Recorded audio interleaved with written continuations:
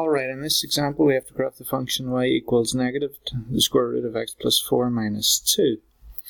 Now you can do this from scratch by selecting different values of x, but it's much easier to do this if you already know the basic parent function, the graph of the parent function y equals the square root of x. So what we're going to do, we're going to import that, and I'm assuming that you know the points on the square root function of x. So we'll just copy that in now. And let's see if we can pull it over here.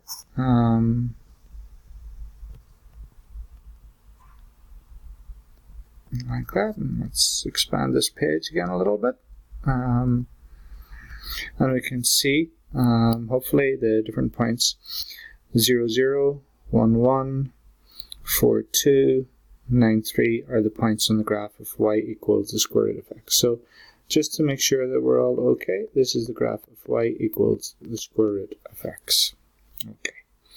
So what we're going to do now is we're going to look at the new function that we have to graph, minus the square root of x plus 4 minus 2. And the first thing you always look for is there a minus sign in front of the square root? Okay, and in this case there is.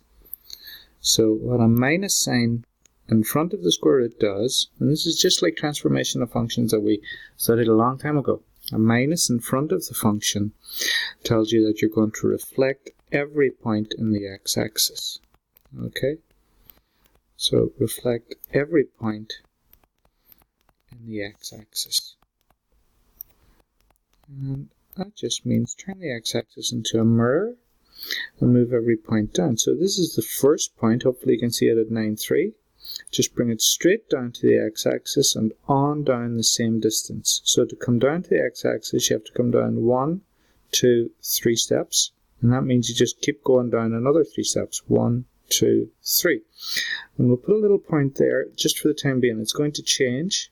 It's not going to be the final resting place for that point, but it's going to be an intermediate step off. So do the same for each of the other points that you have. So this one comes down 2 and then down another 2. 1, 2.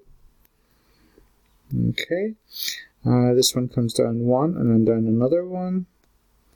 And this one is already on the x-axis, so we're not going to move it at all. It's going to stay where it is. So this is an intermediate step. Now there are 2 more steps that we can take.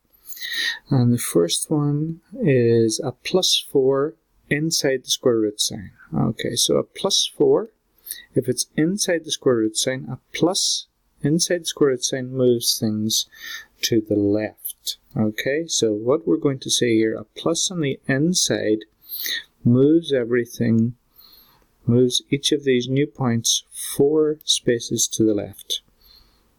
4 spaces to the left. And then we're going to take this one, this step, and this step together.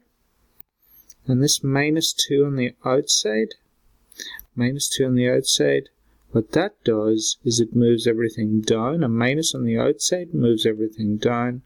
It's going to move it down 2 spaces. 2 spaces down. Okay. Right, so we had to do the reflection first. That's part of this. You always do a reflection first. So the reflection is done.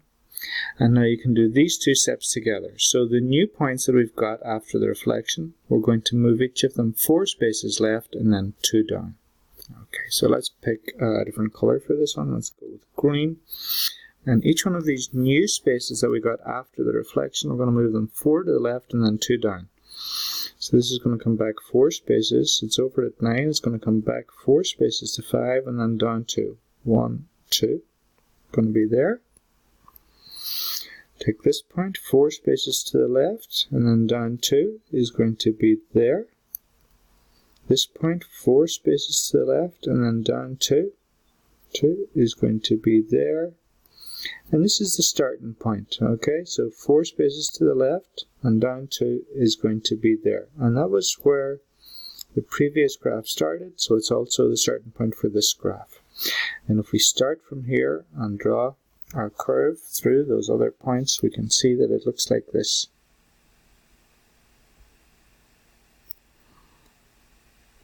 And if you have a better, steadier hand for graphing than I have, you'll probably make a much better job of it than I will. But this is the new graph. These are our new points that we found.